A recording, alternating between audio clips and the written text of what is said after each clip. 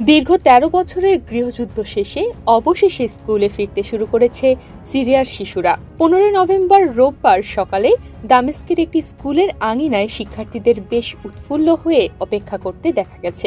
দেশটির অন্তর্বর্তী সরকার স্কুলগুলো পুনরায় চালুর নির্দেশ দেওয়ার পরপরই শিক্ষার্থীরা ক্লাসরুমে ফিরতে শুরু করেছে।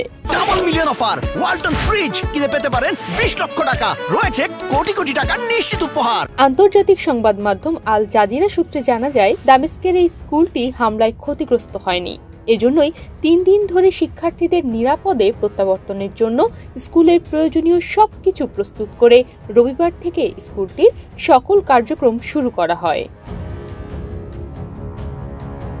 যে শিশুটি রাস্তায় হাঁটতে ভয় পেত, বের হলেই যদি তাকে জোর করে সামরিক চাকরিতে ভর্তি করে দেওয়া হয় এমনটাই ভাবত, সেই শিশুটি আজ স্কুলে বসে পড়ছে, নতুন খাতায় লিখছে, স্কুলে বন্ধুদের সাথে খেলাধুলা করছে। দৃশ্যটা ভাবলেও পৃথিবীর যে কারো মন ভালো হয়ে যাবে।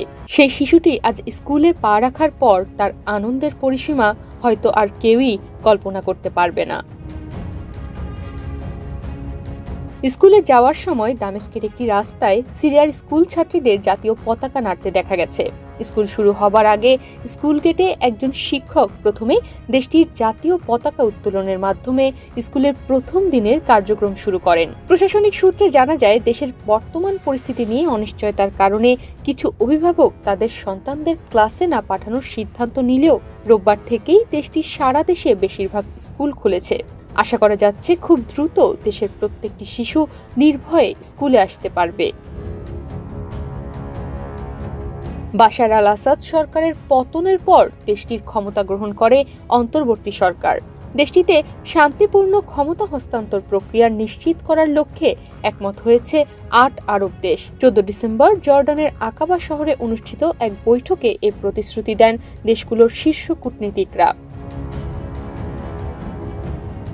সৌদি আরব, জর্ডান, ইরাক, লেবানন, মিশর, সংযুক্ত আরব আমিরাত, বাহরাইন এবং কাতারের পররাষ্ট্রমন্ত্রীরা যৌথ বিবৃতিতে বলেন, নতুন সিরীয় সরকারে সব রাজনৈতিক ও সামাজিক শক্তির প্রতিনিধিত্ব নিশ্চিত করতে হবে।